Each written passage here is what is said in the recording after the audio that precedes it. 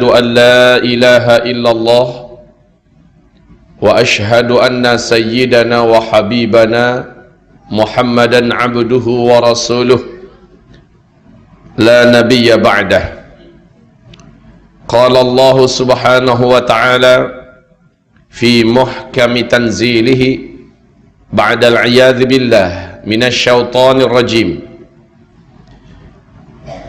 بسم الله الرحمن الرحيم. يا أيها الذين آمنوا اتقوا الله وقولوا قولا سديدا يصلح لكم أعمالكم ويغفر لكم ذنوبكم ومن يطع الله ورسوله فقد فاز فوزا عظيما. اللهم ارحمنا بالقرآن وصدق الله العظيم. وقال النبي صلى الله عليه وسلم ألا إني قد جئتكم بها بيضاء نقية ليلها كنهارها لا يزيغ عنها بعد ذلك إلى هالك. أما بعد معاشر المسلمين والمسلمات مؤمنين والمؤمنات حاضرين والحاضرات أكرمني وارشدني وإياكم الله جميعا. Pujian dan syukur kita kehadiran Allah Azza wa Jal. Salawat beserta salam kita untuk asyrafil anbiya wal mursalin Sayyidina Muhammadin sallallahu alaihi wasallam. Allahumma salli ala hadzal nabi wa ala alihi wa sahbihi wa man tabi'ahu bi ihsanin ila yaumiddin. Ketika Rasulullah sallallahu alaihi wasallam masih dikelilingi oleh para sahabat, Rasulullah menyampaikan dengan sangat yakin kepada seluruh sahabat-sahabatnya tentang akhir zaman, sehingga seluruh para sahabat sangat yakin bahwa merekalah yang dimaksud oleh Rasulullah dengan manusia-manusia akhir zaman. Contohnya Rasulullah bersabda, bu'ithu ana was-sa'atu kahataini. Aku ini diutus dan kiamat akan berlaku hanya seperti ini, kata Rasulullah. Beliau mengisyaratkan fa'syara bis-sababati wal usta. Dia isyaratkan ke arah langit, jari telunjuk dan jari tengahnya. Lalu kata sahabat, beliau renggangkan sedikit. Maka ini pertanda menurut pemahaman para sahabat memang sudah sangat dekat. Pada hadis yang lain Rasulullah bersabda, manakala saya sudah diangkat oleh Allah menjadi nabi dan rasul, Jibril membisikkan kepada saya bahwa malaikat Israfil, malaikat yang bertugas meniup sangkakala kiamat, memasukkan pangkal terompet ke dalam mulutnya. Setiap saat matanya melirik ke arah Arash, menunggu aba-aba bila ini akan ditiup. Ini juga menekankan dan memastikan bagi para sahabat bahwa sudah sangat dekat kiamat. Di riwayat yang lain Rasulullah bersabda, celakalah bagi bangsa Arab, sebentar lagi mereka akan dibinasakan. 3 kali Nabi mengulangi. Bertanyalah istrinya, ada apa wahai baginda Rasulullah? Rasulullah berkata, sesungguhnya telah diperlihatkan kepadaku tembok yang menghalangi antara kita dengan Ya'juj dan Ma'juj sudah berlobang sebesar ini, kata Rasulullah. Ini pertanda tak lama lagi tembok tersebut hancur, Ya'juj Ma'juj muncul. Padahal Ya'juj dan Ma'juj adalah tanda besar kiamat yang keempat. Nah, dengan ini tuan-tuan dan puan-puan, mukminin dan mukminat, muslimin muslimat sekalian, sahabat-sahabat yakin sangat bahwa merekalah yang dimaksud dengan manusia akhir zaman. Keyakinan ini tergambar satu. Di zaman Nabi itu ada seorang lelaki namanya Ibnu Sayyad. Seluruh ahli hadis, seluruh ulama, seluruh pengkaji dan pensyarah Islam pasti tahu dengan nama Ibnu Sayyad. Ibnu Sayyad ini seorang lelaki yang fisikal dia dan kemampuannya betul-betul serupa dengan Dajjal. Laki-laki ini tidak mau mendekat kepada Rasulullah SAW dan tidak mau bersahabat, bertemu teman dengan para sahabat-sahabat Nabi. Dia hanya memata-matai dari jauh. Tapi dia memiliki kecepatan yang luar biasa. Begitu cepatnya. Ketika Nabi Muhammad dengan Umar bin Khattab sedang berbual-bual di luar, dekat dengan kebun kurma, Rasul dan Umar melihat ada Ibnu Sayyad sedang melihat ke arah mereka sambil memata-matai. Umar langsung mencabut pedangnya, meminta izin kepada Rasulullah. Ya Rasulullah, izinkan saya. Apa kata Rasul? Kamu mau apa? Saya bunuh itu Dajjal. Itu adalah Dajjal ya Rasulullah. Apa kata Rasul? Hai Umar, jika dia memang Dajjal, kamu takkan sanggup mengalahkannya. Dia bukan tandingan kamu. Dan kalau dia bukan Dajjal, apa guna bagi kamu membunuh orang tanpa sebab? Biarkan saja. Rasulullah tidak menampik, Rasulullah tidak menolak. Umar, itu bukan Dajjal. Bukan macam itu bahasa Nabi. Kalau dia Dajjal, kamu takkan sanggup mengalahkannya. Kalau dia bukan Dajjal, untuk apa kamu bunuh orang sembarangan? Itu saja kata Nabi. Sehingga ketika Nabi meninggal dunia, Abu Bakar menggantikan. Abu Bakar meninggal dunia, Umar menggantikan.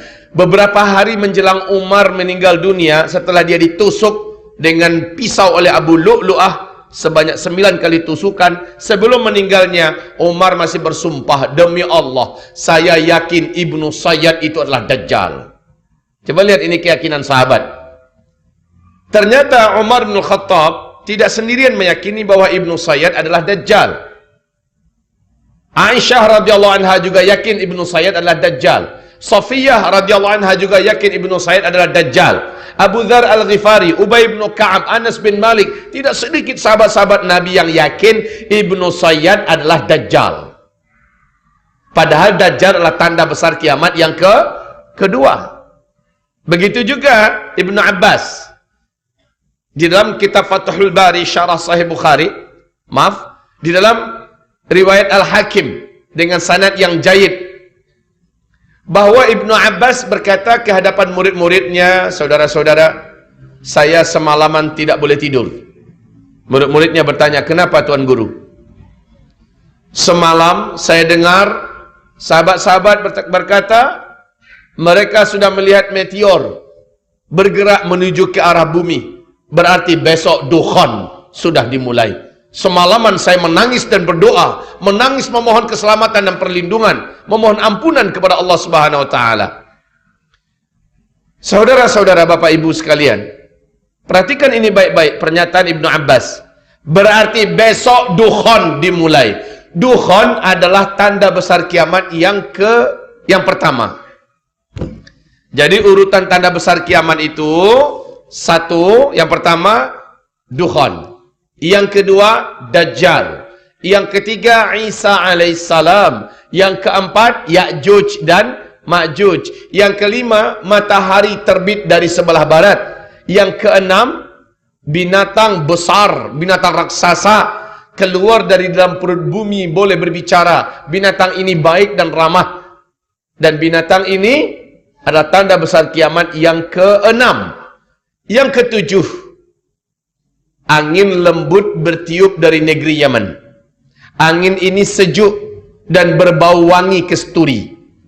Siapapun orang Islam yang ada iman di dalam dadanya, walaupun iman hanya seujung kuku, dan orang ini ada di puncak gunung, ada di gua, ada di pulau, ada di mana saja, angin lembut, sejuk dan wangi berbau wangi kesturi ini akan sampai kepada orang itu. Ketika orang tersebut terkena oleh angin lembut itu, terhirup olehnya angin lembut tersebut, saat itu, di tempat itu juga dia langsung tergeletak meninggal dunia. Serentak satu muka bumi, orang Islam yang ada iman kepada Allah meninggal dunia. Ini tanda besar kiamat yang ke-7. Lalu tanda besar kiamat yang ke-8, 9, 10, sudah tidak ada satu orang pun orang yang masih kenal dengan Allah baki hidup di bumi ini. Semuanya sudah meninggal. Yang menyaksikan tanda besar kiamat yang ke-8, 9, 10 hanya orang-orang kafir belaka. Nah, wahai Bapak Ibu sekalian, Sahabat-sahabat sudah mengira bahwa tanda-tanda besar kiamat itu sudah muncul. Dukhan, Dajjal, Ya'juj dan Ma'juj sebentar lagi. Itu petanda apa? Petanda yakin mereka bahwa kiamat sudah sangat dekat. Masya Allah. Ternyata satu persatu mereka meninggal dunia, kiamat tak terjadi. Digantikan oleh tabi'in. Satu persatu tabi'in wafat, kiamat belum juga berlaku. Kemudian tabi'in terus sampai zaman ini 1400 tahun lebih, ternyata kiamat belum juga terjadi.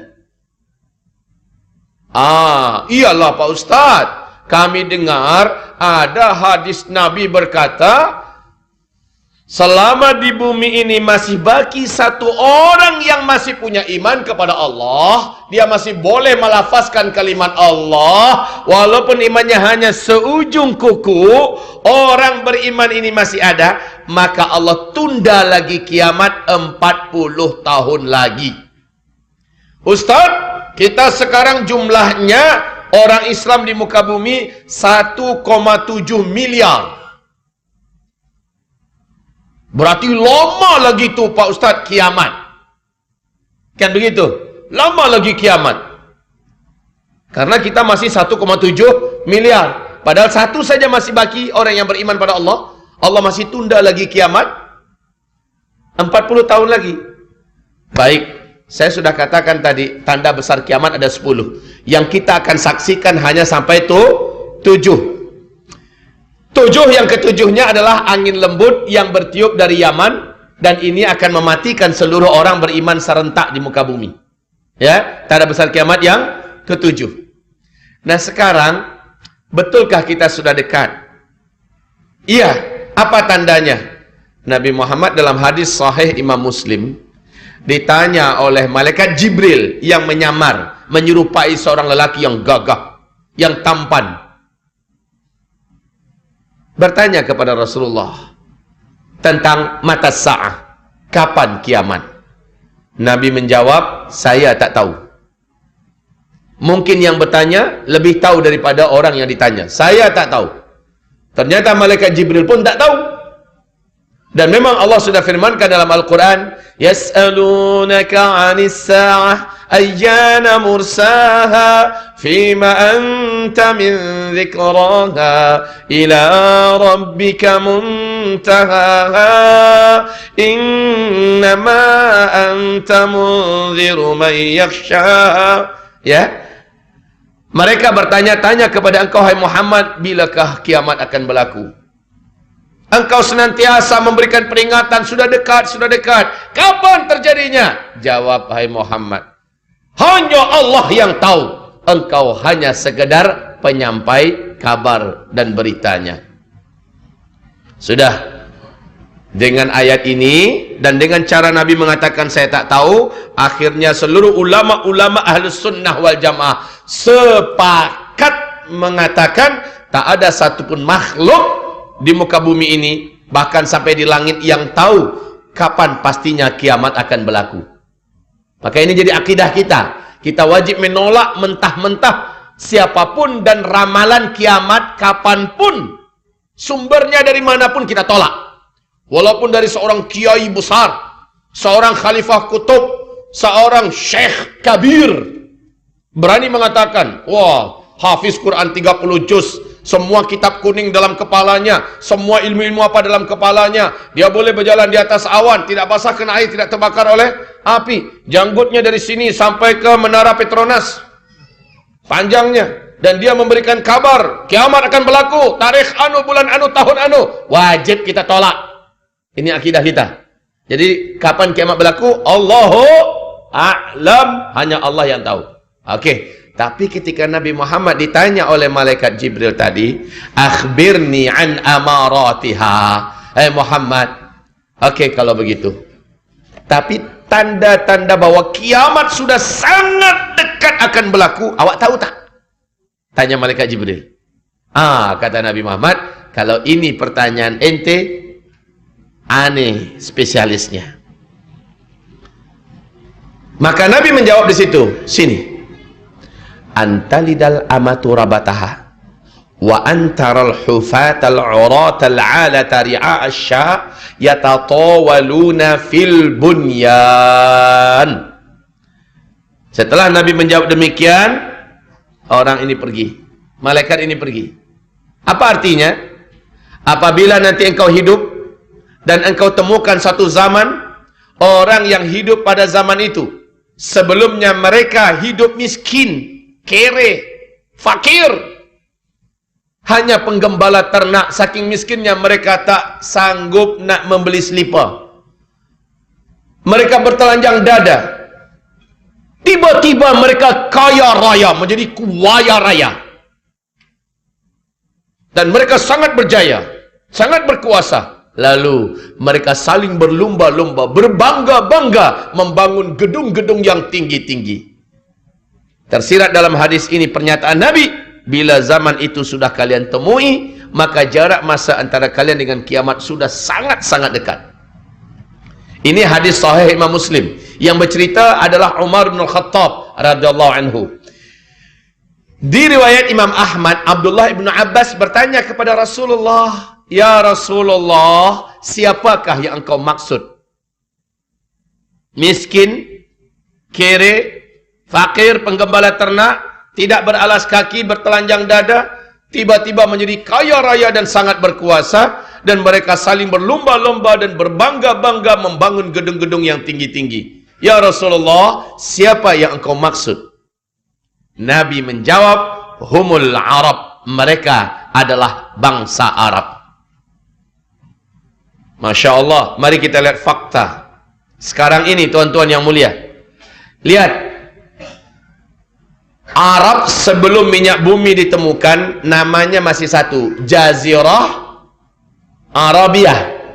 Saya bertanya kepada tuan-tuan yang mulia, kepada perempuan yang terhormat, Jazirah Arabiah dulu kaya apa miskin?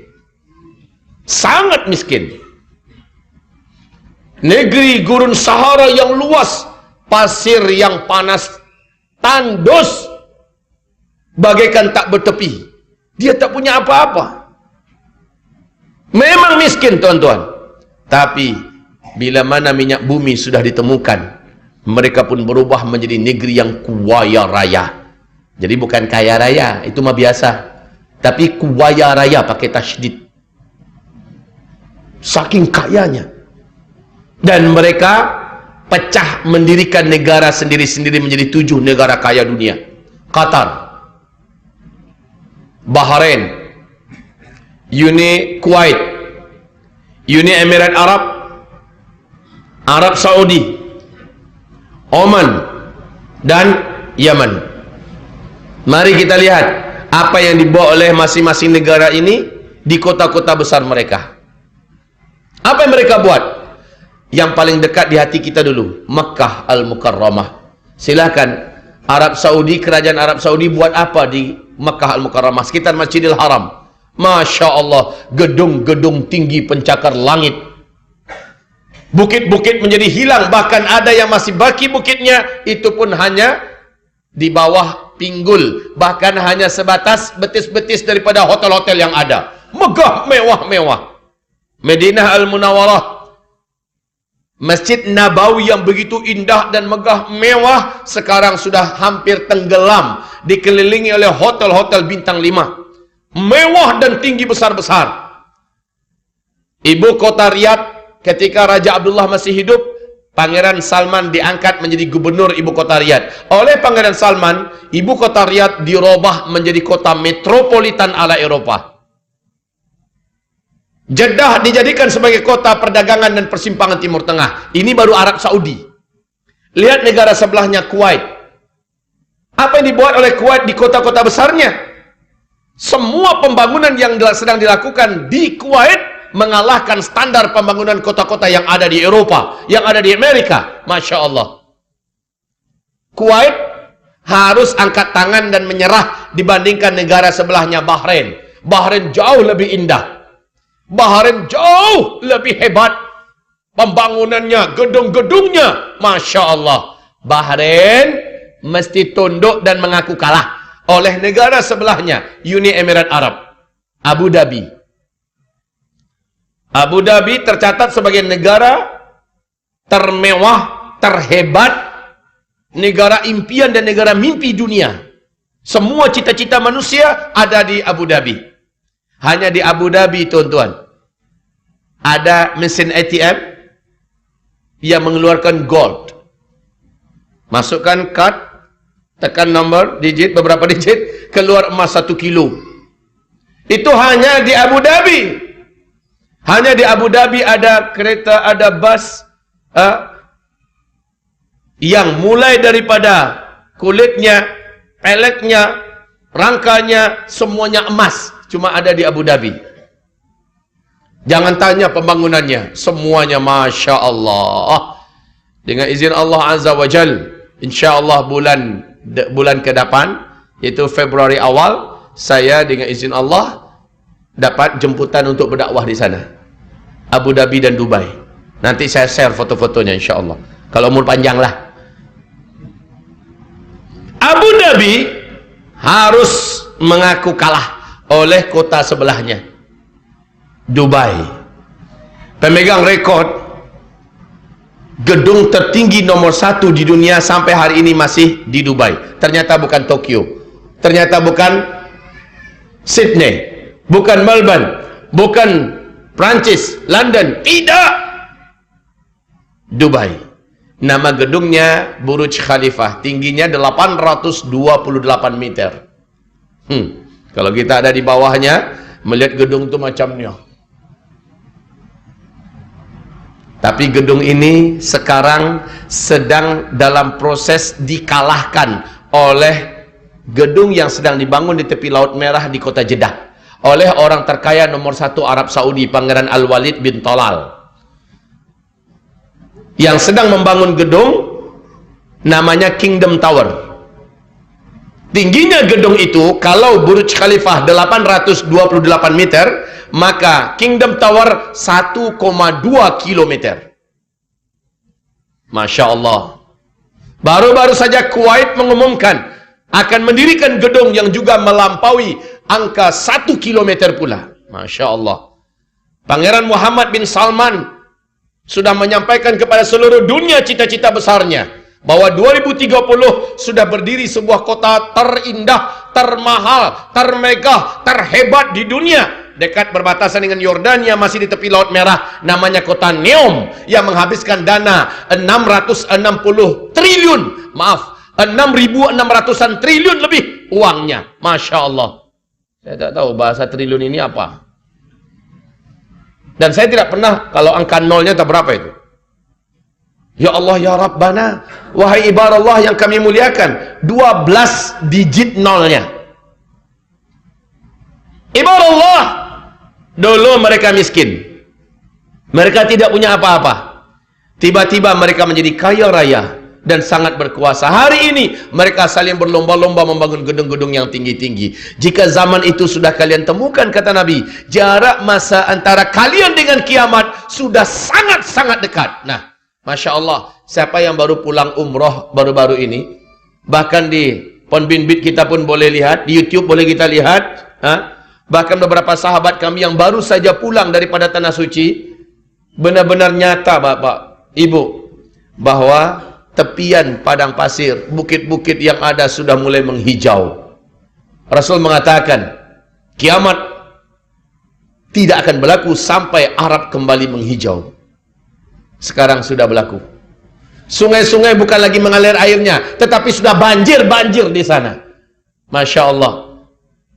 Pada tahun 2011, Imam Masjidil Haram namanya Syekh Saud Shuraim, dalam khutbahnya menyampaikan hal yang sangat mengguncang bagi umat Islam. Apa kata beliau dalam khutbahnya? Kalian lihat dan perhatikan. Hai umat Nabi Muhammad, Rasulullah pernah mengajak Muaz bin Jabal radhiyallahu anhu berjalan-jalan di dekat daerah Tabuk. Lalu apa kata Rasulullah? Hai Muaz, apabila lembah ini, apabila daerah ini sudah mulai dibungkusi salji, maka itu antara ubun-ubun engkau dengan kiamat sudah sangat dekat sekali. Salji turun pertama kali di Tabuk 2009. Hanya semata kaki. 2011 sudah 1 betis tingginya. Sekarang salji yang ada di Tabuk sudah 1 meter. Sampai ke Riyadh, bahkan Mekah ke Madinah beberapa areanya sudah ada yang berbungkus salju. Masya Allah, ibadah Allah, apakah ada petanda yang lebih terang daripada ini? Allahumma salli ala Sayyidina Muhammad. Perhatikan kembali, di dalam hadis yang sahih menurut syarat Bukhari dan Muslim, Rasulullah bersabda, la taqumu sa'ah hatta yahsiral furatu bi jabalin an dhahab yaqtatilun nas alaih fayuqtalu kullu mi'atin tis'atun wa tis'un fayaqulu kullu rajulin minhum la'alli akuna ana alladhi anju. Kiamat tidak akan terjadi, kiamat tidak akan berlaku sampai terlebih dahulu sungai Efrat di Irak mengering. Di Timur Tengah itu ada 3 sungai paling besar, Nil, Tigris, dan Efrat. Kiamat tidak akan terjadi sampai sungai Efrat di Irak mengering. Sungai Efrat ini ulunya adalah di Turki, lehernya Syria, bodinya di Irak, dan ujungnya atau ekornya adalah di Iran. 4 negara, bodinya ada di Irak. Mari kita lihat bulan Februari 2013. Sila dicatat, nak cek di Google pun boleh, ya. New York Times merilis pernyataan resmi dari para pakar dan ahli Amerika, peneliti dari Amerika, atas nama NASA, juga mengumumkan bahwa sungai Efrat sudah susut airnya 60%. Bulan berapa tadi? Februari 2013. Menurut pernyataan resmi yang dirilis di New York Times, NASA mengatakan, para ahli dan peneliti kami mengatakan, sungai Efrat sudah susut airnya 60%. 2014 sungai Efrat akan susut 100%. Ternyata March 2014 sungai Efrat setelah susut air, telah kering sekering-keringnya sampai hari ini di Irak. Sampai hari ini. Dan yang paling mengejutkan, ini kan hadis Nabi tadi, tidak akan terjadi kiamat sampai keringnya sungai Efrat di Irak. Dan manusia akan dikejutkan, kata Rasulullah, dengan ditemukannya gunung emas yang sangat besar dalam perut bumi Irak, di wilayah yang dilalui oleh sungai Efrat. Ketika emas itu ditemukan, nanti seluruh lelaki di muka bumi akan membawa senjata-senjata mereka pergi ke Irak, dan mereka bertempur, berperang, memperebutkan gunung emas itu. Dalam setiap 100 orang lelaki yang berperang di sana, kata Rasulullah, akan mati terbunuh 99 lelaki. 1 cuma yang boleh hidup. Setiap mereka berharap semoga 1 orang yang hidup itu dialah orangnya. Di hadis yang lain, Nabi tak inginkan ada umatnya yang ikut berperang ke Irak demi perebutan gunung emas itu di sana. Nah sekarang, George Walker Bush, masih ingat dengan makhluk yang satu ini? Masih ya? George Walker Bush, George Bush, sebelum dia digantikan oleh Barack Obama, masih sempat berpidato di depan Gedung Putih, dan pidato ini masih ada di YouTube. Apa kata George Bush? Satelit kita telah menangkap adanya potensi emas yang sangat besar di dalam perut bumi Irak. Amerika Serikat selaku polis dunia akan memastikan emas ini aman dari para penjahat-penjahat yang tidak bertanggung jawab. Wah, bahasanya macam dia bukan penjahat saja. Yang paling penting kita ingat sekarang, setelah kita telah menemukan potensi emas yang sangat besar di bumi Irak. Lihat hadis Nabi yang tadi yang saya baca. Tidak akan terjadi kiamat sampai keringnya sungai Efrat. Dan nanti manusia dikejutkan dengan penemuan gunung emas yang sangat besar di dalam perut bumi Irak yang nanti akan muncul. Karena sebuah hantaman, dia akan muncul. Ini rahasia kenapa bulan April 2014 Barack Obama tidak jadi menarik pasukan darat Amerika Serikat yang menyebar di seluruh negara-negara Teluk sejumlah 135.000 pasukan tidak jadi ditarik balik ke Amerika. Padahal Amerika Serikat sudah tak mampu lagi membiayai tenteranya yang ada di negara-negara Teluk, tapi tetap dipertahankan. Ini sebabnya karena mereka melihat ada potensi emas yang sangat besar di Irak. Kemudian naiklah Donald Trump naik menjadi presiden. Donald Trump malah menambahkan lagi tambahan pasukan tentera-tentera Amerika, dikirim lagi lebih banyak menuju ke Irak.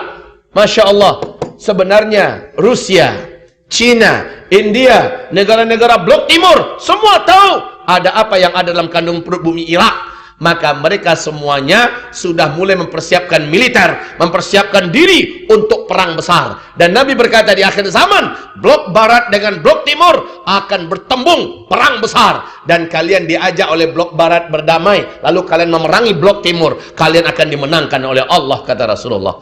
Dan peperangan ini pemicunya sudah sangat banyak. Saudara-saudara hamba-hamba Allah, yang paling penting Sungai Efrat sudah kering, Gunung Emas dalam perut bumi Irak sudah diumumkan. Ini adalah hadis Nabi yang sahih.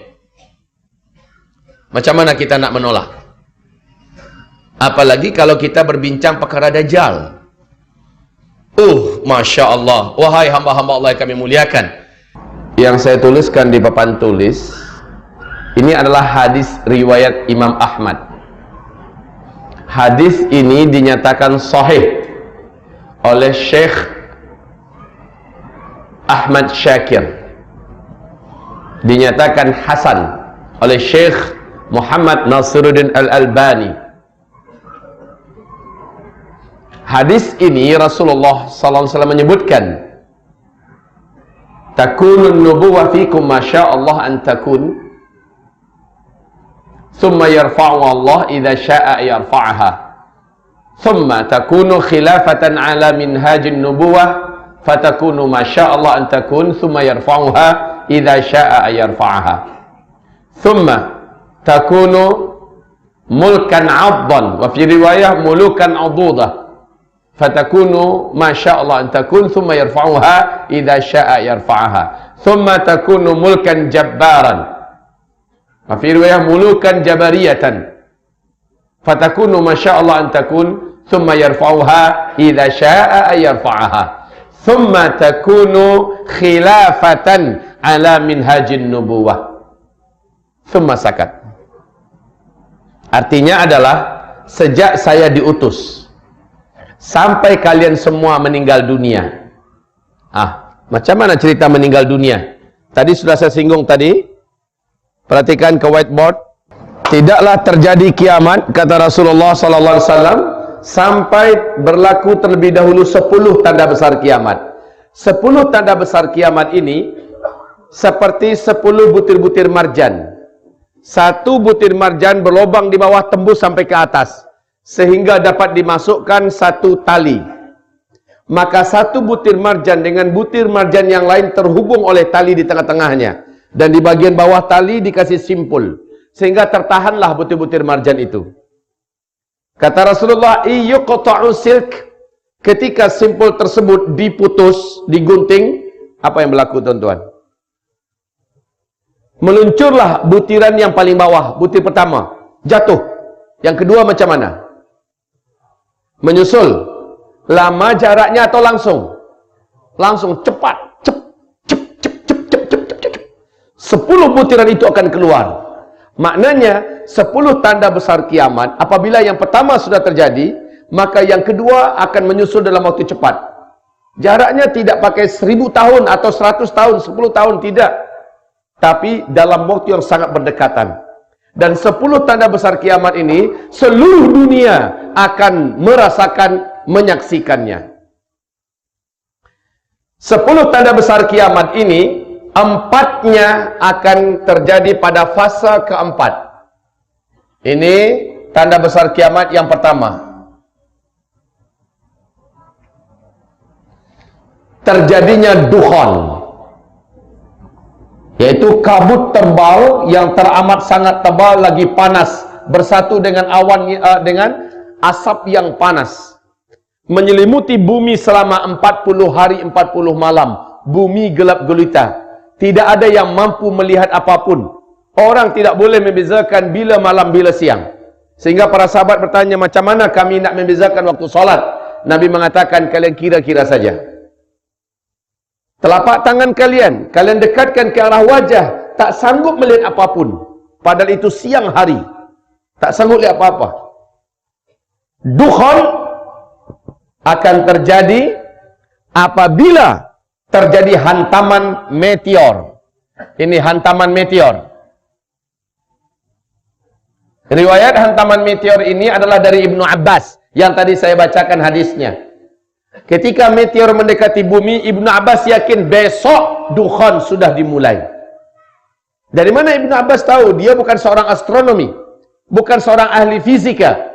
Tapi beliau mengetahui masalah ini. Pasti Rasulullah yang menginformasikan kepada sahabat. Dari mana Rasulullah tahu? Pasti Allah yang memberi ilmu kepada Nabi Muhammad. Jadi hantaman meteor inilah yang akan menimbulkan dukhan. Saya katakan tadi ada simpul di bawah. Ketika simpul itu diputus, keluarlah yang pertama. Simpul itu adalah meteor. Meteor ini merubah kehidupan secara total di muka bumi. Rasulullah bersabda, setelah meteor ini nanti kalian semua kembali ke zaman seperti saya, zaman seperti beliau, yaitu kenderaan kalian kembali kepada kuda, senjata kalian akan kembali kepada pedang, panah, tombak. Thumma udtum min haitsu bada'tum wa udtum min haitsu bada'tum wa udtum min haitsu bada'tum. Nanti kalian semua kembali seperti zaman sekarang.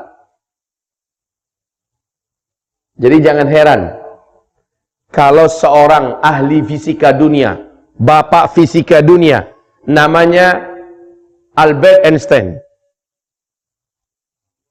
Apa kata beliau ketika ditanya oleh 2000 wartawan seluruh dunia, 2000 jurnalis seluruh dunia bertanya kepadanya, kira-kira menurut pandangan engkau seperti apa perang dunia ketiga?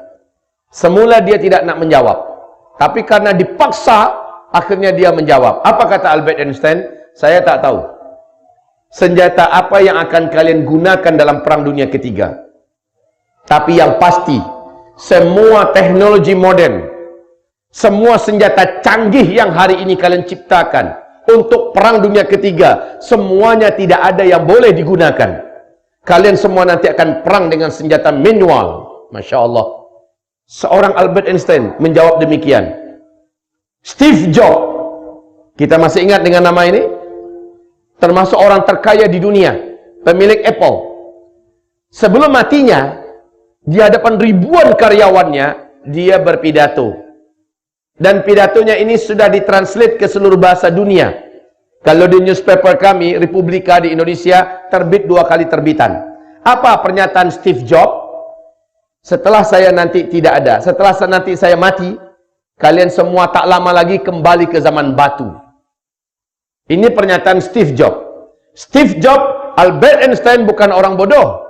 Mereka adalah para saintis, para ilmuwan, ahli.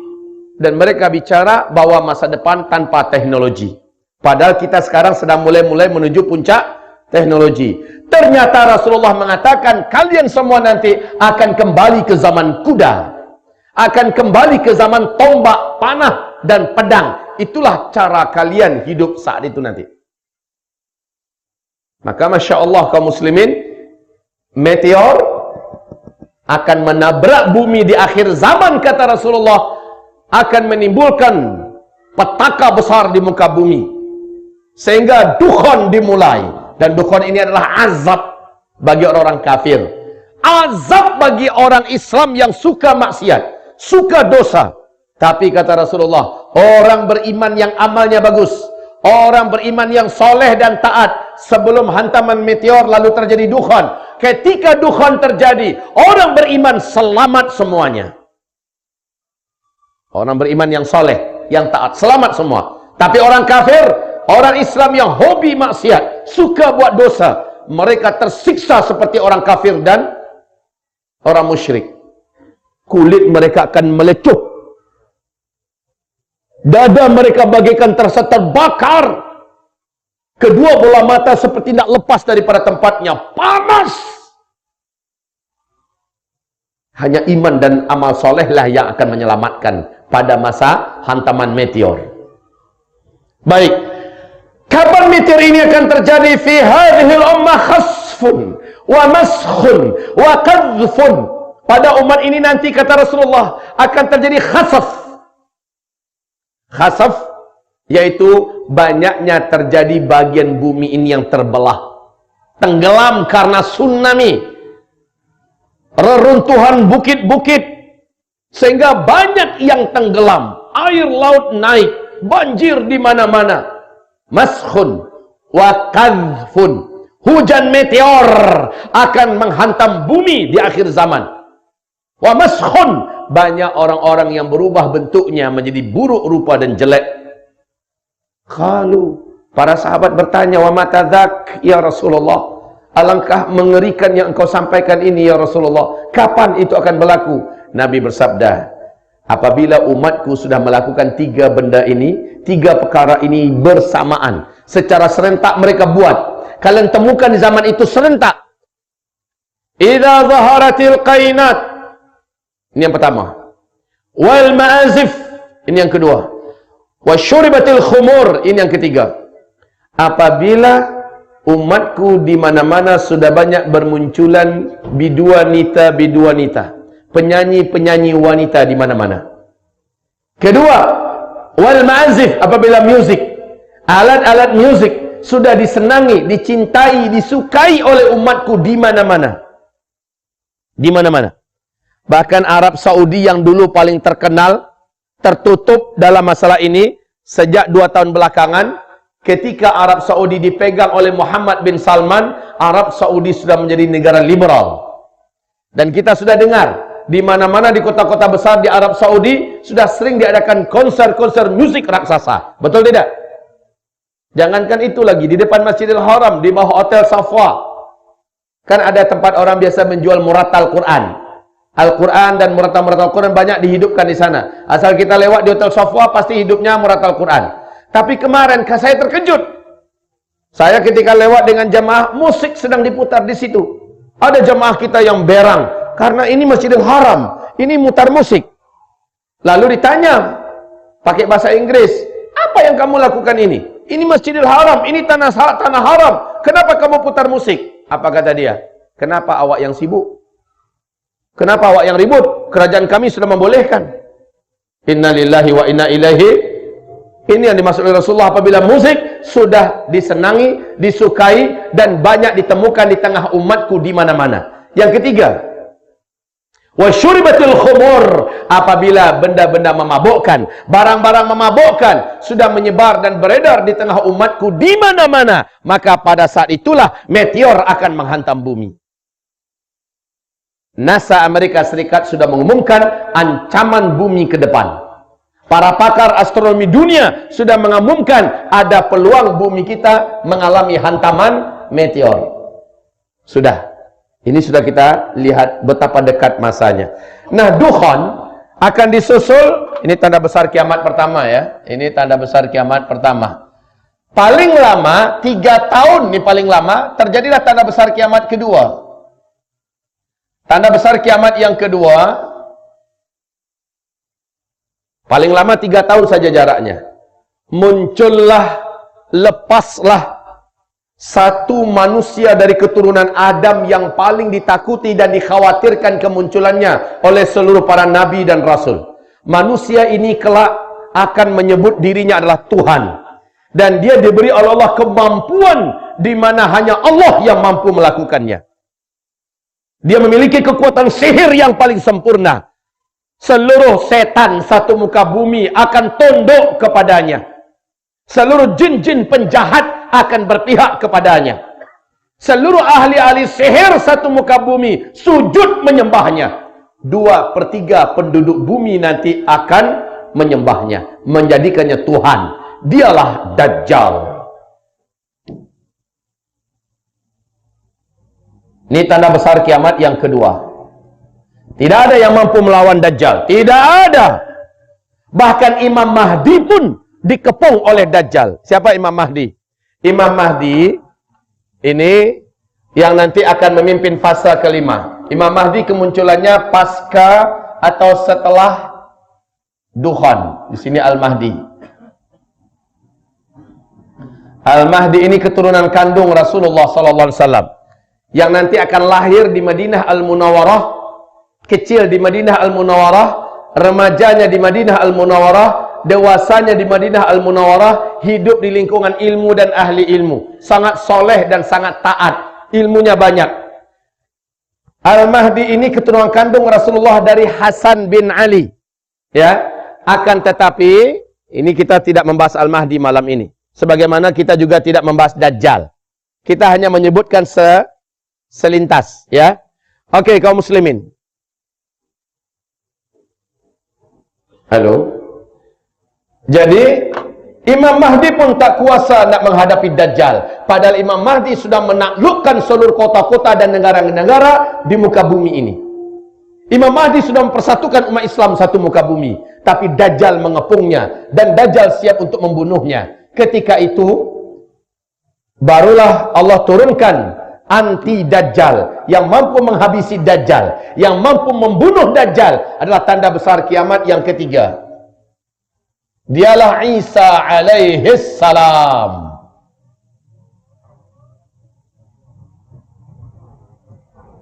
Isa alaihis salam. Jarak dari antara Dajjal dengan Nabi Isa hanya 1 tahun, 2 bulan, 2 minggu sahaja. Dan Dajjal pun mati dibunuh oleh Nabi Isa alaihis salam. Imam Mahdi bergabung dengan Nabi Isa alaihis salam. Setelah itu seluruh Yahudi di muka bumi diberantas, dihabisi. Dan beberapa bulan kemudian terjadilah tanda besar kiamat yang keempat, dan ini sekaligus penutup fase keempat. Apa itu? Yaitu yang Allah ceritakan dalam surat Al-Kahfi ayat 94 sampai 100. Ya'juj dan Ma'juj, ya. Inilah dia bangsa yang paling jahat, paling brutal, yang akan membunuh siapapun yang manusia yang mereka jumpai. Jumlah mereka, kata Rasulullah, dalam 1000 orang manusia ketika itu, 999-nya adalah Ya'juj dan Ma'juj. Cuma 1 yang kita. Maka tidak ada satupun manusia di bumi boleh melawan Ya'juj dan Ma'juj. Bahkan Nabi Isa pun dengan Imam Mahdi beserta orang-orang beriman disuruh oleh Allah lari dan bersembunyi dari Ya'juj dan Ma'juj. Singkatnya, Ya'juj dan Ma'juj langsung Allah yang akan musnahkan dengan kekuasaan Allah. Lalu bumi kembali menjadi aman dan tenang. Imam Mahdi menjadi khalifah pada fase kelima. Inilah dia masa-masa aman. Masa-masa aman. Tidak ada satupun manusia di muka bumi berperang. Tidak ada bencana-bencana alam di mana-mana. Bahkan seluruh hewan buas dibuat jinak oleh Allah. Seluruh binatang-binatang berbisa diangkat bisanya oleh Allah. Seluruh manusia makmur sejahtera. Tidak ada yang miskin. Tidak ada satupun orang-orang miskin di muka bumi. Bahkan kata Rasulullah SAW, hidup di dunia bagaikan hidup di dalam surga. Senang betul. Masa-masa aman. Inilah dia janji Allah, tegaknya kembali khilafah Islamiyah memimpin seluruh dunia dengan konsep kenabian. Nah, pada masa ini akan terjadi 3 tanda besar kiamat. Tanda besar kiamat yang kelima, matahari terbit dari sebelah barat. Saya singkat saja MTB. Matahari terbit dari sebelah barat. Hanya 1 kali saja terbitnya. Setelah sebelumnya bumi gelap gulita selama 3 malam berturut-turut. Lalu kemudian matahari diperintahkan oleh Allah, kembalilah engkau ke tempat biasanya engkau berada, dan muncullah dari tempat biasanya engkau tenggelam. Matahari pun terbit dari sebelah barat, naik sampai ke pertengahan atas.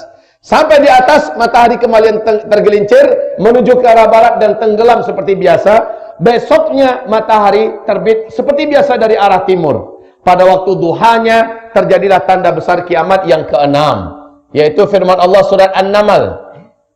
Surat An-Naml ayat yang ke-82. Keluar dari dalam perut bumi seekor binatang raksasa, berkaki banyak, bertangan banyak. Binatang ini sangat baik dan ramah. Dia boleh berbicara dengan bahasa manusia mana saja. Dan dia membawa tongkat Nabi Musa dan cincin Nabi Sulaiman. Binatang ini memberi tanda dengan cepat kepada manusia yang dijumpainya. Dia muncul di 3 tempat yang berbeza, di waktu yang berbeza. Kemunculan terakhirnya adalah dari dalam perut bumi kota Makkah. Dia bagi tanda kepada manusia. Apabila dia jumpa manusia yang beriman, dia tahu mana yang beriman, mana yang tidak. Allah yang bagi tahu dia. Maka cincin Sulaiman diusapkan ke wajah orang itu. Kata Rasulullah, wajah itu menjadi bersih, menjadi bersinar, putih dan indah. Ketika dia berjumpa dengan orang kafir, ujung tongkat Nabi Musa diketokkan ke atas kepalanya, sedikit menghitamlah wajah orang itu. Maka antara manusia beriman dengan manusia kafir dengan mudah dapat ditandai hanya dengan melihat warna kulit wajah. Tanda besar kiamat yang ke-7. Nah, ini dia. Tanda besar kiamat yang ke-7. Ini adalah akhir keberadaan orang Islam. Apa ini? Ini nama binatangnya Dabatul Ardi ya. Dabatul Ardi ya. Kalau yang ini angin lembut. Angin lembut. Berbau wangi kasturi. Dan angin ini bersumber dari Yaman. Tapi angin ini ternyata angin yang membawa kematian. Sumbernya dari Yaman. Baik. Nah, ibarat Allah yang kami muliakan, seluruh orang beriman meninggal dunia dalam peristiwa tanda besar kiamat yang ke-7. Oke, ini adalah finish. Maksud finish itu apa? Orang Islam yang beriman di muka bumi selesai sampai di sini, tak ada lagi baki. Tanda besar kiamat ke-8, 9, 10 kita sudah tak ada. Maknanya ini kabar baik. Kiamat, kehancuran alam semesta, orang Islam tidak akan pernah menyaksikannya. Alhamdulillah. Dan Nabi bersabda, setelah habis seluruh orang Islam di muka bumi, 1 atau 2 generasi setelah itu barulah terjadi kiamat besar, kehancuran alam semesta. 1 atau 2 generasi. 1 generasi menurut ilmu sosial, 1 generasi menurut ilmu sosial adalah 25 tahun, tuan-tuan. 25 tahun. Sejak kita lahir, kanak-kanak, remaja, dewasa, usia 25 biasanya manusia menikah. Dalam menikah dia pun melahirkan anak. Lahir anak dianggap sudah lahir generasi baru. Maka 1 generasi adalah 25 tahun dalam ilmu sosial. Nabi bersabda tadi hadisnya, selama di bumi ini masih ada baki 1 saja orang yang masih punya iman kepada Allah, Allah akan tunda lagi kiamat 40 tahun lagi. Sementara kita tahu seluruh orang beriman serentak wafat dalam peristiwa tanda besar kiamat yang ke-7. Berarti setelah ini 40 tahun lagi. Sesuai tidak? Sesuai, ini 25. 1 atau 2 generasi kata Nabi. Nah, ini berarti antara 25 tahun ke 50 tahun. Dan Nabi mengatakan di hadis tadi 40 tahun lagi. Berarti sesuai. Masya Allah ya. Tapi kita sudah tak akan menyaksikan kejadian itu. Amin. Baik, nah dari start ke finish, kalian akan mengalami 5 fase sejarah. Fase sejarah pertama adalah fase kenabian. Di mana umat ini langsung Nabi Muhammad yang pimpin. Dan ini berlangsung selama 23 tahun. Kemudian setelah itu kalian akan memasuki fase kedua. Di mana umat ini dipimpin oleh Khulafaur Rasyidin dengan konsep kenabian. Rasul berkata lamanya 30 tahun. Ini sudah selesai pula. Setelah habis masa khilafah, umat Islam dipimpin oleh para khalifah yang menggunakan sistem kerajaan. Dan ini ternyata yang paling panjang, paling lama. 1227 tahun. Di dalamnya ada 3 dinasti. Dinasti Bani Umayyah, dinasti Bani Abbasiyah, dan dinasti Bani Utsmaniyah. Fase ketiga seluruh ahli sejarah sepakat mengatakan sudah selesai. Kapan? Runtuhnya khilafah Islamiyah Al-Utsmaniyah di Turki pada tarikh 3 bulan Mac 1924 fase ketiga sudah selesai. Kita masuk pada fase keempat. Ini fase tergelap, fase terberat, fase mulkan jabariyat, fase penguasa-penguasa diktator di muka bumi. Inilah fase kediktatoran. Ciri khasnya tidak ada khilafah Islamiyah di sini. Dan Islam dan kaum muslimin pada fase ini betul-betul dizalimi, ditindas di mana-mana. Betul tidak? Ini fasenya. Terasa apa tidak Bapak Ibu? Fase di mana ini sangat luar biasa. Dan ujian buat imannya orang-orang beriman pada masa ini sangat berat. Sangat berat. Maka wajar kalau kata Rasulullah bersabda, pada fase itu orang yang istiqomah dan sabar, nilai pahala mereka pada masa itu setara daripada 50 pahala para sahabat. Kaget para sahabat dengarnya. Ya Rasulullah, khamsina rajulan minna am minhum, 50 kami pahalanya atau 50 mereka? Nabi berkata 50 kalian. Hebat orang-orang yang istiqomah pada fase keempat ini. Sabar dalam berislam, istiqomah dalam menjalankan agama. Orang-orang ini akan dapat ujian yang berat, maka diberi pahala oleh Allah, pahala yang besar. Tapi pada masa ini kata Nabi, akan banyak umatku yang paginya beriman, sorenya murtad. Akan ada yang sore masih beriman, besok paginya sudah kafir, murtad, hanya gara-gara fulus, hanya gara-gara kedudukan, posisi, jabatan, hanya gara-gara iming-iming dunia, dia rela melepaskan imannya, menjual agamanya. Ini fase keempat, fase kita. Dan pada fase inilah terjadinya 4 tanda besar kiamat yang pertama. Oke, nah sekarang Rasul bersabda dari start ke finish ini, ternyata ada penjelasan dari Rasulullah berapa lama sebenarnya masa ini. Masya Allah, ini punya kajian khas. Kajian ini disebut dengan umur umat Islam, dari start ke finish. Umur umat Islam. Saya tak bahas dulu sekarang. Silakan buka YouTube, dengarkan kajian saya. Buka YouTube, tulis saja nama saja, Zulkifli Muhammad Ali. Itu keluar semua. Atau Uzma Media TV Channel. Uzma Media TV Channel. Silakan, semua kajian saya tentang apa saja lengkap di situ. Baik tuan-tuan yang mulia, jarak masa ini akan membuat Bapak Ibu semuanya terbelalak. Percaya tak percaya, Rasulullah menyebutkannya. Ternyata tak lama lagi kita semua akan sampai pada tanda besar kiamat yang ke-7. Wahai hamba-hamba Allah yang kami muliakan, bila mana Bapak mendengarkan kajian tentang Dajjal. Kajian tentang Dajjal ini ada 3 tanda besar. 1, 2 Romawi, 3 Romawi. 3 tanda besar. Yang ini 1, 2, 3 sudah berlaku ketiga-tiganya. Sejak 4 tahun yang silam sampai sekarang sudah berlaku. Yang kedua pun sudah terjadi sejak 2004. Dan yang ketiga sudah diumumkan, startnya 2019. Ini yang mengumumkan para pakar bumi dan alam kita, bahwa akan terjadi kemarau ekstrim seluruh dunia 3 tahun berturut-turut. Ini pun sudah diumumkan dari 2019 sampai 2022. Apabila manusia yang paling celaka ini sudah sebentar lagi akan keluar, tentu saja berarti dukhon lebih dekat lagi masanya dengan kita.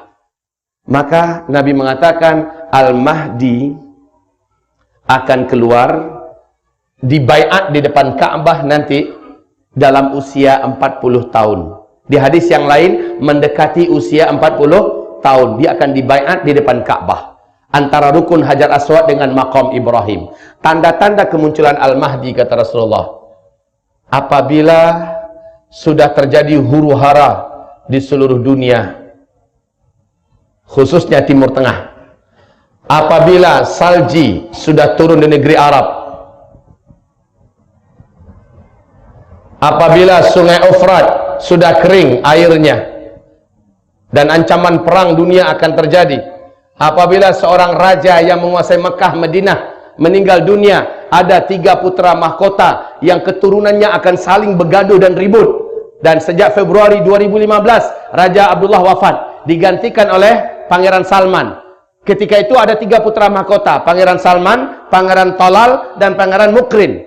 Dan sekarang anak-anak para putra mahkota ini sedang begaduh, ribut hebat-hebatan. Betul tidak? Kita semua mendengarkan ya wafatnya seorang raja penguasa Mekah dan Madinah. Dan 3 putra mahkota setelahnya, keturunannya akan saling bertembung memperebutkan kekuasaan Mekah Madinah. Rasulullah berkata, tidak satu pun dari mereka yang akan memimpin Mekah Madinah, karena Mekah Madinah akan langsung dipimpin oleh keturunan kandungku Al-Mahdi, kata Rasulullah. Masya Allah. Wafatnya Raja KSA. Setelah itu,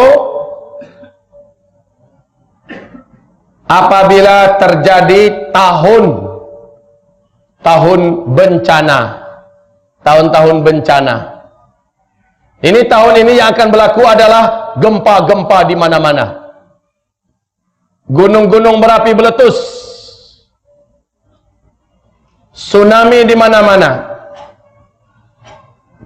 Kehancuran ekonomi global. Seluruh dunia akan kembali dipaksa menggunakan emas dan perak sebagai mata uang.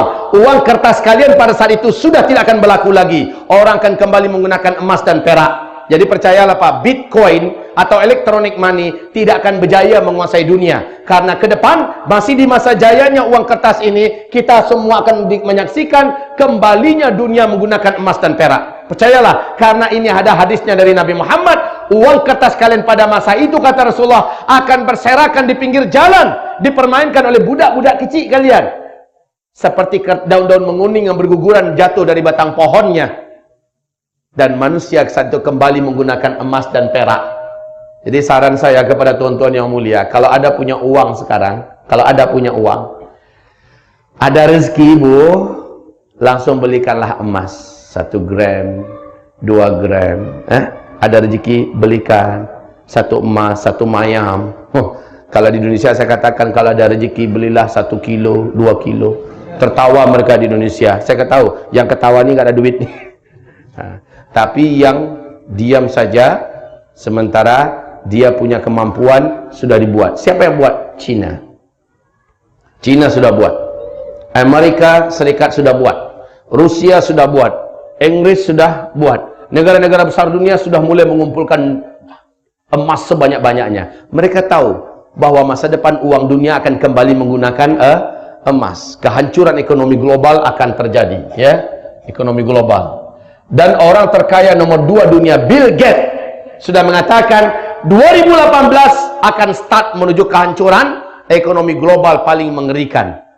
Dan kemudian setelah itu, ibarat Allah yang kami muliakan, pada tahun ini pula kita akan menyaksikan nanti perang yang terjadi di mana-mana. Perang. Al-Mahdi akan muncul ketika seluruh muka bumi sibuk berbunuh-bunuhan. Perang di mana-mana. Perang. Allahu a'lam apa yang akan terjadi. Makanya kata Rasulullah, pada fasa kelima nanti jumlah laki-laki 1 berbanding 50 wanita. Ternyata laki-laki di fase ini banyak yang habis duluan.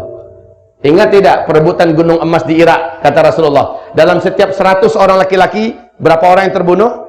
99. Padahal kata Rasulullah, semua laki-laki dari berbagai negara dunia akan datang ke sana membawa senjata-senjata mereka, memperebutkan gunung emas.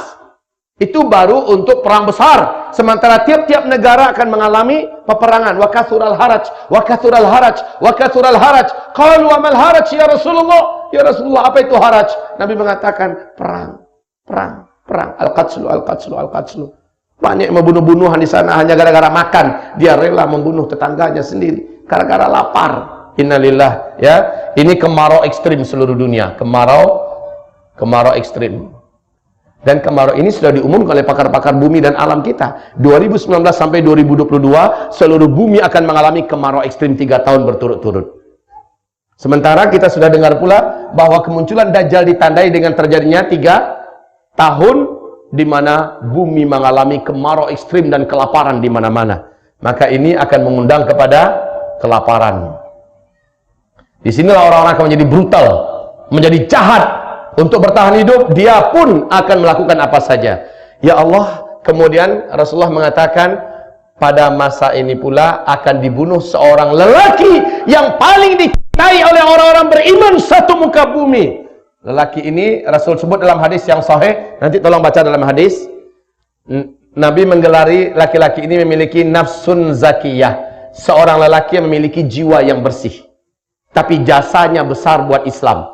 Orang satu dunia ini, orang beriman cinta kepadanya, suka kepadanya. Kira-kira siapa orang itu? Entahlah. Saya pun tak tahu. Allahu a'lam. Hanya orang-orang yang hanya prediksi saja. Semoga ini juga tidak tepat, karena saya tidak berani memastikan. Yang saya lihat orang yang sangat banyak jasanya buat Islam di muka bumi saat ini, dan dicintai oleh orang beriman, dibenci oleh orang kafir dan orang munafik. Satu, Zakir Naik. Ini orang luar biasa jasanya kepada Islam. Jutaan manusia masuk Islam karena lisannya dan luas ilmunya. Tidak sedikit ahli-ahli pakar agama lain tunduk dan tumbang di depannya, dan ada yang bersyahadat masuk Islam. Sehingga dia dianggap berbahaya. India mewajibkan tangkap dia hidup atau mati. Yang kedua, yang punya peluang juga dibunuh, dan ini sudah dipesankan dan disampaikan, yaitu Presiden Persatuan Ulama Seluruh Dunia, Profesor Dr. Yusuf Al-Qaradawi. Oleh As-Sisi, Presiden Mesir, sudah diumumkan, tangkap Qaradawi hidup atau mati. Ini yang kedua. Yang ketiga, orang yang punya peluang untuk dibunuh pula sementara umat Islam mencintainya, Raja Salman. Sebenarnya kalau seandainya Raja Salman tidak diganggu oleh putra kandungnya Muhammad bin Salman, Raja Salman sudah mulai mengarah kepada mempersatukan umat Islam seluruh dunia. Pencinta ulama, memuliakan ulama, hafiz Al-Quran, anti maksiat dan dosa. Inilah Raja Salman yang akhirnya diselingkuhi, ditelikungi oleh anak kandungnya sendiri Muhammad bin Salman. Dan beliau ditargetkan untuk dihabisi. Yang keempat, orang yang punya jasa besar dan dicintai oleh umat Islam seluruh dunia yang beriman, ya, Erdogan. Recep Tayyip Erdogan. Ini pun diinginkan kematiannya. Jasa besarnya kepada Islam tidak perlu diragukan lagi. Ini pun orang diinginkan kematiannya oleh musuh-musuh Islam. Yang kelima, keturunan kandung Rasulullah yang menginspirasi kebangkitan dunia dan sekarang sedang tinggal di Mekah, yaitu Habib Rizik Syihab daripada Indonesia. Dialah yang menginspirasi kebangkitan Islam di seluruh dunia pada hari ini, dan dia pun diinginkan kematiannya. Siapa di antara mereka? Allahu a'lam. Yang jelas dari mereka ini semua, mereka dicintai oleh orang beriman. Betul tidak?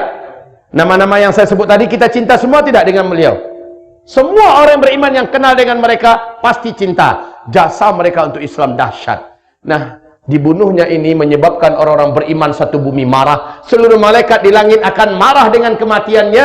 Dan kata Rasulullah, lalu orang beriman mengalami hiburan dari Allah. Muncullah Al-Mahdi dan orang beriman berbaiat kepadanya. Siapa Al-Mahdi? Bagaimana silsilahnya? Bagaimana ciri-ciri fisiknya? Dan sebagainya. Ini pembahasannya tersendiri. Pokoknya ini tanda-tanda kemunculannya. Tanda-tanda kemunculannya sudah nampak di sini. Dan dia muncul pada tahun tersebut. Pada tahun di mana semua ini sedang terjadi, maka saat itulah Al-Mahdi akan muncul. Al-Mahdi hanya akan muncul ketika tanda besar kiamat yang pertama sudah terjadi. Dukhon. Baik, sangat banyak sekali yang perlu kita uraikan, wahai Bapak Ibu. Waktu kita saja yang tidak mencukupi semuanya. Waktu kita memang sangat tipis. Kesempatan kita bersiap-siap sudah tidak lagi banyak. Dan saya mencemaskan tahun 2019 ini ke atas. Saya sangat mencemaskan. Di mana-mana saya sampaikan, di depan para menteri, di depan para jenderal-jenderal, di depan para orang-orang kaya, orang-orang hebat, rakyat miskin, di depan berbagai negara yang saya masuki, saya sampaikan kepada mereka, bersiap-siaplah.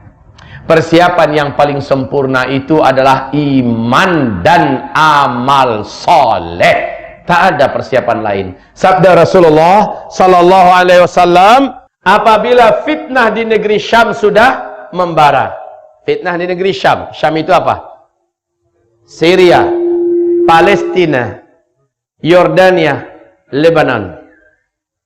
Apabila fitnah wal fitanu bisyam, Yang dimaksud dengan fitnah-fitnah akhir zaman itu bukan Yaman, bukan Irak, bukan Iran, bukan Rohingya, bukan Uighur, bukan Indonesia atau di mana saja, tapi Syam. Nah, apabila fitnah sudah membara di sana, umat Islam dibantai, masjid-masjidnya dihancurkan, rumah-rumahnya diratakan. Apabila umat Islam dipaksa murtad, diusir dari kampung halamannya, maka ketika itu kata Rasulullah, badiru bil a'mali fitanan. Pada masa itu sabda Rasulullah, wajib kalian berlomba-lomba memperbanyak amal soleh. Berlomba-lomba memperbanyak amal soleh. Amal soleh, stop amal salah. Ini perintah Rasul. Kenapa? Karena orang yang selamat. Jadi fitnah di negeri Syam itu di sini posisinya. Karena sejak 2011 kan, sejak 2011 kita menyaksikan fitnah di Syam. Nah ini. Nah sinilah Rasulullah SAW bersabda, badiru bil a'mali fitanan. Berlomba-lombalah kamu memperbanyak amal soleh. Sebab hanya orang-orang yang punya banyak amalan soleh lah yang akan dijaga oleh Allah dan selamat. Ini perintah tegas dari Rasulullah. Sebab umat Islam setelah itu akan mengalami hujan yang terus meningkat sampai Dajjal keluar. Orang yang punya iman dan amal soleh akan dijaga oleh Allah. Dukhan datang, cuma orang beriman yang amal solehnya banyak yang akan selamat. Dajjal lepas, Dajjal masuki seluruh kota-kota di muka bumi. Orang-orang beriman yang beramal soleh yang akan terjaga imannya. Karena kata Rasulullah, ketika Dajjal datang, majority manusia akan sujud dan mengangkat Dajjal sebagai Tuhan. Saya khawatir Pak, kalau saya hidup ketika Dajjal itu nanti muncul, saya rasa saya pun tidak berani jamin diri saya akan selamat, iman saya maksud saya. Karena kata Rasulullah, nanti akan ada seorang lelaki yang merasa imannya sangat kuat dan imannya tidak akan berubah dengan munculnya Dajjal. Ketika Dajjal masuk ke kotanya, laki-laki itu keluar dari persembunyiannya dan dia yakin dia tidak akan murtad. Lalu setelah dia melihat Dajjal melihat kepadanya, fitnah dan sihir Dajjal akan mampu menjadikan laki-laki itu kafir kepada Allah, dan laki-laki tersebut sujud menyembah Dajjal. Kafirlah ia kepada Allah. Walaupun Dajjal nanti meninggalkan kotanya, laki-laki tersebut tetap akan kafir kepada Allah sampai dia mati. Jadi tidak ada cerita orang yang sudah beriman dengan Dajjal dia masih akan tetap kembali lagi kepada Islam. Dia taubat lagi, tidak ada cerita. Sementara Dajjal luar biasa yang diberi oleh Allah. Makanya kata Nabi, tidak ada fitnah yang lebih dahsyat yang akan menimpa umat manusia ini di muka bumi melebihi fitnahnya Dajjal. Sejak Adam diciptakan sampai hari kiamat, tidak ada fitnah yang mengalahkan hebatnya fitnah Dajjal. Di hadis yang lain kata Rasulullah, kalau digabungkan semua fitnah yang pernah terjadi kepada umat manusia, lalu Dajjal muncul dengan fitnah yang dibawa Dajjal, diadu mana yang paling berat, fitnah yang dibawa Dajjal atau fitnah seluruh yang pernah terjadi kepada muka bumi ini. Maka kata Rasulullah, kalah semua fitnah yang pernah terjadi di muka bumi, saking dahsyatnya fitnah Dajjal. Dan tanda-tanda Dajjal keluar adalah tahun-tahun kita ini. Saya tidak bisa jamin apakah masih ada hidup saya ke depan, apakah masih ada rezeki kita akan kembali duduk bersama. Tapi teknologi YouTube masih boleh kita buka saat ini, bukalah, dengarkan ceramah ini, lihat di sini ada dalil-dalil yang sangat terang benderang dari Rasulullah, lengkap sekali. Kitabnya ada di luar sana, dapatkan ini. Maka dapatkan penjelasan-penjelasan yang ilmiah, fakta-fakta yang sulit dan tidak bisa dibantah, lengkap ada di sini. Khususnya kalau kitab ini, macam mana cara selamat, ada di kitab ini. Zikir akhir zaman. Kalau ini uraian yang paling lengkap, paling menyejukkan dan paling mudah kita memahaminya, yang ensiklopedia akhir zaman. Dapatkan dua kitab ini, baca, karena ini berlakunya di zaman kita. Dan kalau kita tidak membaca, apabila kita tidak lagi menggali, kita sudah dengar satu kali ini, tapi kita tidak lanjutkan untuk pelindungan diri, untuk keselamatan keluarga, saya sudah sampaikan. Ini semacam prolog atau semacam mukaddimah lah, ya, pengantar. Bapak Ibu, setelah dengarkan ceramah ini, jangan pula Bapak Ibu jadi berubahnya berubah negatif. Melihat masa depan sudah tak semangat lagi. Lihat hidup ke depan ini sudah gelap, dah mau kiamat. Pulangnya bahunya sudah macam ni. Pak, kenapa macam tu jalannya? Dah mau kiamat. Lalu anak-anaknya yang sudah tamat sekolah menengah atas, Dipanggil, nak dengar ceramah tadi tak? Betul ayah, sudah dengar. Mau dekat kiamat kan? Iya. Macam mana? Nak masuk, nak lanjut ke universiti ke? Iya ayah, tu apa lagi kita punya sijil tak ada guna lagi. Dan nak kiamat, kita fokus ibadah aja lah. Jangan macam tu. Habis dengarkan ini pula tulis surat resign kepada perusahaan, mengingat, menimbang, sudah dekat kiamat memutuskan saya resign. Tidak demikian. Perintah Rasulullah SAW lah yang harus kita tiru. Lihat para sahabat, setelah mereka mendengarkan kiamat sangat dekat dari Rasulullah, langsung seluruh mereka bersemangat dengan hidupnya. Betul tidak? Seluruh sahabat menjadi berubah. Mereka lihat, baki usia saya yang ada, mesti saya isi dengan hal yang paling bermanfaat dalam hidup ini. Saya harus punya amalan yang terbanyak. Maka mereka dalam bisnis pasti mereka jujur dan mereka serius karena mereka ingin hartanya banyak, dan dengan harta itu mereka boleh berbuat banyak untuk agama. Mereka dalam bekerja, mereka amanah, mereka tidak ingin main-main dan corruption waktu, mereka tidak ingin berkhianat. Masya Allah. Ketika mereka berdakwah, totality mereka dalam dakwah. Ketika mereka berjihad, jangan ditanya, seolah-olah satu-satunya jalan surga adalah melewati musuh-musuh ini. Macam itu semangat mereka. Ketika mereka ibadah, mereka anggap inilah ibadah terakhir, sehingga semuanya maksimal. Ini yang dibuat oleh para sahabat. Saya berharap hal sama terjadi pada kita, Pak. Persis seperti kata Nabi, kalaupun besok udah mau kiamat, hari ini masih ada satu butir biji kurma di tangan kamu yang boleh kamu tanam hari ini. Tanam, kata Rasulullah. Boleh kita tanam hari ini, tanam. Padahal besok udah mau kiamat kan. Nabi masih perintahkan tanam hari ini. Bukannya Nabi tak tahu bahwa kalau biji kurma itu kalau ditanam 4-5 tahun yang akan datang baru mulai berbuah. Padahal besok sudah mau kiamat, tapi Nabi masih perintahkan tanam. Maknanya adalah sedekat apapun petaka-petaka besar, bencana-bencana, huru-hara dan sebagainya, masih boleh kita buat kebaikan hari ini. Yang kebaikan itu mungkin 10-20 tahun yang akan datang baru mulai mendatangkan hasil dan buah. Tak apa, buat sekarang. Karena Allah tak tanya kita, kamu berjaya tak? Kamu berhasil tak? Allah tak tanya itu. Tapi Allah tanya, apa yang sudah kamu buat? Apa yang sudah kamu tanam? Apa yang sudah kamu mulai? Apa yang sudah kamu start?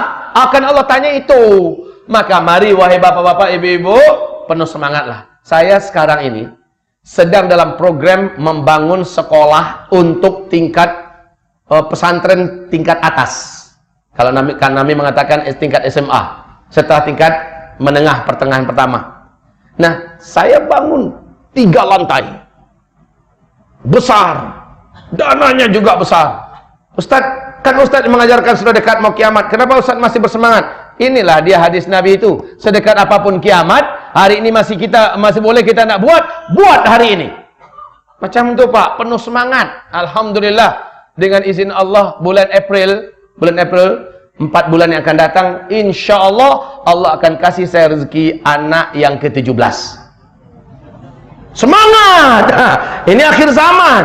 Kalau akhir zaman tuh harus semangat. Jangan habis dengar ini bilang sama bini kita, anak cukup 2 ya.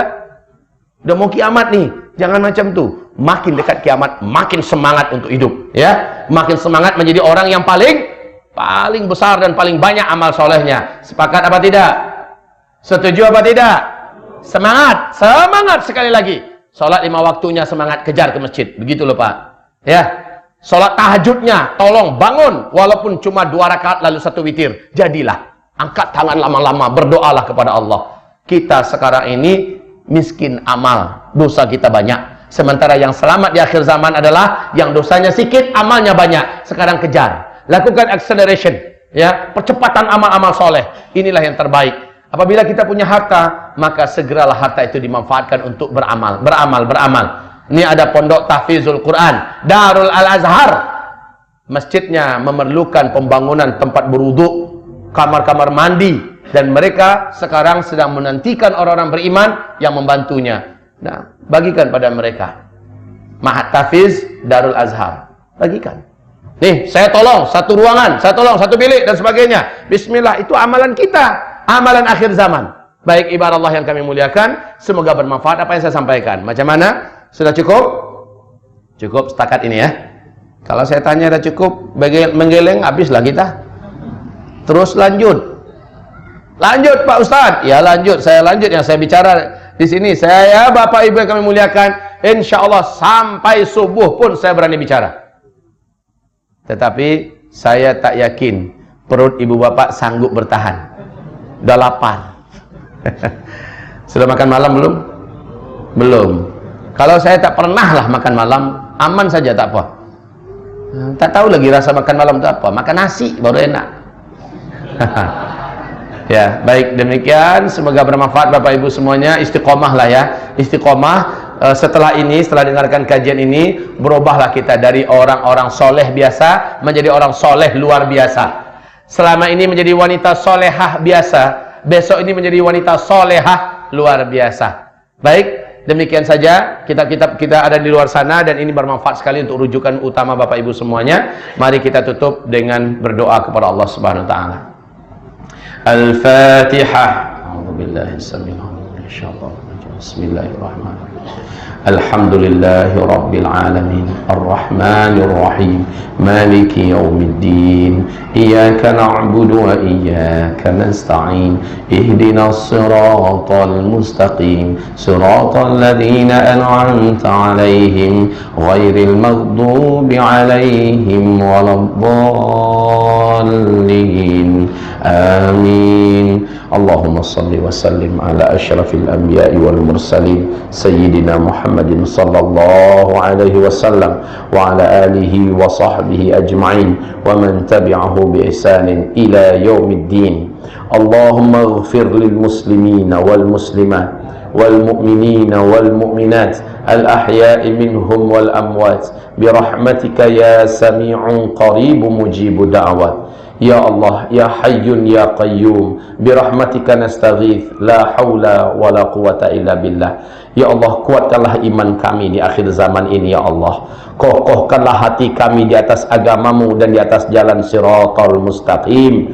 Ya Allah, tambahkan kesabaran untuk kami, Ya Allah, dan jadikanlah kami termasuk di antara hamba-hambamu yang istiqamah. Ya Allah, Ya Rabb kami, jagalah diri kami, istri-istri kami, pasangan-pasangan hidup kami, anak, keturunan dan seluruh zuriat kami, serta keluarga besar kami dari fitnah dan petaka-petaka besar di akhir zaman. Dan dari fitnah Masih Dajjal, kami berlindung kepada Engkau, Ya Allah, menjadi kafir di akhir zaman. Kami memohon kepadamu, selamatkan kami di antara menjadi orang-orang murtad di akhir zaman. Ya Allah, kuatkan hati kami sehingga kami menyenangi amalan-amalan soleh dan jadikan kami jijik dan merasa benci dengan dosa, benci mendekati tempat-tempat dosa. Ya Allah, wahai Rabb kami, satukanlah hati kami sesama umat yang beriman, sesama umat Nabi Muhammad, Ya Allah, yang beriman dari ahlus sunnah wal jamaah. Ya Allah, Ya Arhamar Rahimin, Ya Mujibas Sa'ilin, Ya Qadiyal Hajat, Ya Rafi'ad Darajat.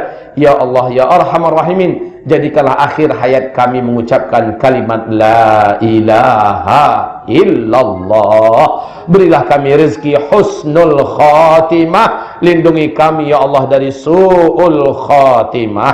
Ya Allah, lindungi kami dari fitnah dan azab kubur. Lindungi kami dari beratnya urusan di padang mahsyar dan selamatkan kami seluruhnya dari api neraka jahannam-Mu, Ya Allah. Masukkan kami seluruhnya ke dalam surga Firdaus.